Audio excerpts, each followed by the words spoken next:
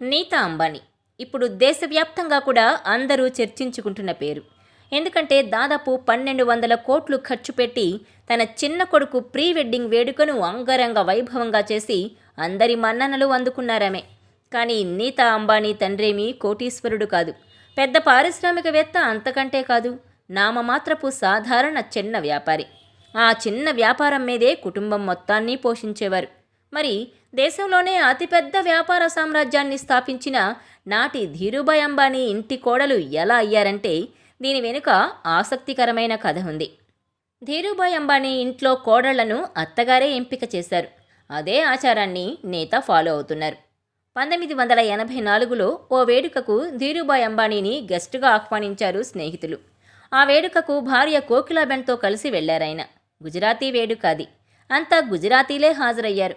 ఆ ఫంక్షన్లో నీతా అంబానీ భరతనాట్యం ప్రదర్శన ఇచ్చింది.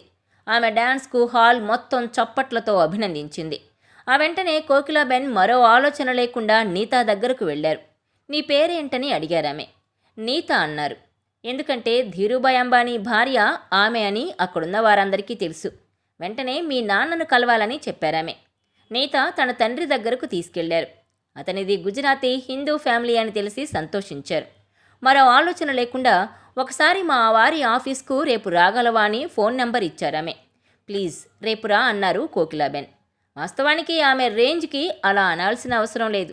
కానీ ఆమె నీతాను కోడలిగా చేసుకోవాలనుకున్నారు. మొదటి చూపులోనే కాదు, తర్వాత మాట్లాడగానే కాబోయే కోడలు ఆమెనేనని ఫిక్స్ అయ్యారామె. ఆస్తులు అంతస్తులు జాతకాలు ఏవీ చూడలేదు. ఇక తన భర్తకు విషయం చెప్పారు కోకిలాబెన్. రేపు నీతా మీ ఆఫీస్కు వస్తుంది, మామూలుగా మాట్లాడండి.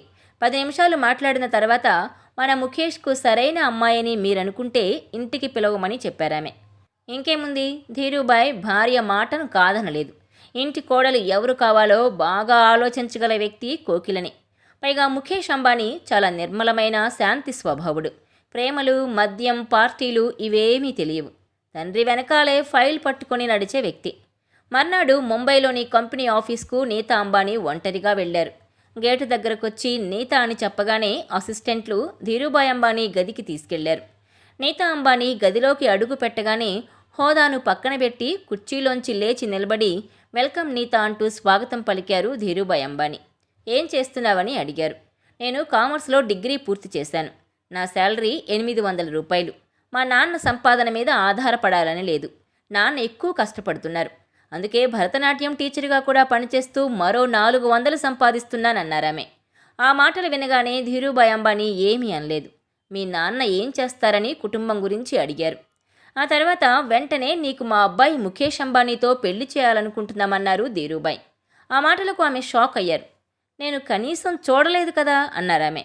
ఆయన నవ్వి వెంటనే రేపు ఉదయం 10 గంటలకు మా ఇంటికొచ్చి ముఖేష్ను కలవమని చెప్పారు. నీకు నచ్చితేనే పెళ్ళన్నారు. ఆమె వారి జీవితం కాదు కదా, డబ్బు ముందు నీతా చాలా చిన్న యువతి. కానీ ధనవంతుల నుంచి కోడలిగా కాదు, మంచి మనసున్న కోడల్ని తెచ్చుకోవాలనుకున్నారు. మర్నాడు ఉదయం ముఖేష్ కోసం ఆమె క్యాబ్లో అంబానీ ఇంటికొచ్చారు. మరీ ఆటోలో వెళ్లడం బాగోదనుకుని వెళ్లారామె. ఇంట్లోకి వెళ్ళగానే కోకిలాబెన్ సాదరంగా ఆహ్వానించి కాఫీ అందించారు. ముఖేష్ అంబానీ సిగ్గుతో సోఫాలో కూర్చొని నీతానే చూస్తున్నారు. కోకిలాబెన్ మాటలు కలిపింది. తర్వాత మీరిద్దరూ బయటకు వెళ్ళి రావచ్చు కదా సరదాగా అని చెప్పారామె. అంతకుముందే ముఖేష్ అంబానీకి తల్లి అన్నీ చెప్పారు. నీతాను చూడకపోయినా అమ్మ సెలక్షన్, నాన్న సెలక్షన్ మీద అపారమైన నమ్మకం. నీతాను ఖరీదైన కారులో తీసుకొని బయటకు వెళ్లారు ముఖేష్ అంబానీ. కారులోనే ఇద్దరూ మాట్లాడుకున్నారు. నీతా సింప్లిసిటీ ముఖేష్కు బాగా నచ్చింది. ఇక 20 ఏళ్ల వయసులో నీతా హీరోయిన్ కంటే అందంగా ఉంది. ముఖేష్ పెద్ద అందగాడేమీ కాదు, కానీ చాలా నిర్మలమైన ప్లజెంట్ గాయ్ అనే పేరుంది. తల్లిదండ్రుల పెంపకంలో ఆచార వ్యవహారాల్లో కూడా పాలు పంచుకుంటూ సంప్రదాయబద్ధంగా పెరిగారాయన. ఓ కాఫీ షాప్కు తీసుకెళ్లారు. అక్కడే నన్ను పెళ్లి చేసుకుంటారా అని అడిగాడు. నీతా మాత్రం ఏమీ చెప్పలేదు. తాను ఇంత పెద్ద కోటీశ్వరుణ్ణి అయినా మాట్లాడడం లేదేంటని ఆలోచనలో పడ్డారట. బహుశా తాను నచ్చలేదేమో అనుకొని నీతా గౌరవాన్ని కాపాడాలనుకున్నారు. నేను పెళ్ళైనా కూడా నా ఉద్యోగం నేను చేసుకుంటాను. మీ కంపెనీలో పనిచేయను. నాకొచ్చేది 800 రూపాయలే. కానీ నాకు కోట్లతో సమానం. నాకు స్వతంత్రంగా ఉండడం ఇష్టమన్నారామె. ఆ మాట వినగానే ముఖేష్ సరేనన్నారు. నీకు నచ్చిన ఉద్యోగం చేసుకోవచ్చు, నేను అభ్యంతరం పెట్టను. నేను చెబితే అమ్మ కూడా చెప్పినట్లే. నాన్నకు కూడా నేనే చెబుతాను. ధీరుభాయ్ అంబానీ కోడలు బయట పనిచేస్తున్నారన్నా కూడా నేను పట్టించుకోనన్నారు. నీతా మాట్లాడలేదు. మళ్ళీ ఇంటికి బయలుదేరారు. కానీ నీతా మాత్రం ఎస్ చెప్పలేదు. సరిగ్గా పెద్దార్ రోడ్లోకి కారు వచ్చింది. అది బిజీ రోడ్. సిగ్నల్ దగ్గర కారు ఆపారు ముఖేష్ అంబానీ. సరిగ్గా గ్రీన్ లైట్ పడింది. కానీ కారును ముందుకు కదలనివ్వలేదు. కారును తీయండి ముఖేష్ గారు, వెనుక హార్న్ కొడుతున్నారని అన్నారు నీతా. నువ్వు నాతో పెళ్లికి ఎస్ చెప్తేనే కారు తీస్తాను, లేదంటే ఎంతమంది వచ్చి తిట్టినా సరే ఇక్కడి నుంచి కదలనన్నారు. పోలీసులు వచ్చే వరకు ఇలానే ఉంటాను, నన్ను పెళ్లి చేసుకుంటారా లేదా అన్నారాయన. గట్టిగా నవ్వినా కూడా ఎస్ చెప్పలేదు. నిజంగానే అంత ధైర్యం ఉందా అని పరీక్ష పెట్టారామె. నిజంగానే 2 నిమిషాల పాటు ట్రాఫిక్లో కారును ఆపారు. వెనక వందల కొద్దీ వాహనాలు ఆగిపోయాయి. పక్క నుంచి వెళ్లేవారు తిడుతున్నట్లుగా సైకిల్ చేస్తున్నారు. చివరకు నవ్వుతూ yes I want marry you అన్నారు నీతా అంబానీ. అంతే. సరాసరి ఇంటికి తీసుకెళ్లి తన తల్లి కోకిలాబెన్కి చెప్పారు. ఆమె అదే రోజు బొట్టు పెట్టి చీరను ఆమె చేతిలో పెట్టారు. వాస్తవానికి నీతా ఒప్పుకుంటుందని వారికి తెలుసు. ఆ తర్వాత నీతా తల్లిదండ్రులను ఇంటికి ఆహ్వానించి మరీ పెళ్లి ఏర్పాట్లు చేశారు. అలా ముఖేష్ అంబానీ భార్యగా ఒక సాధారణ అమ్మాయి వారి జీవితంలోకి వచ్చింది. మార్చి 8, 1985న నీతా ముఖేష్ అంబానీల పెళ్లి జరిగింది.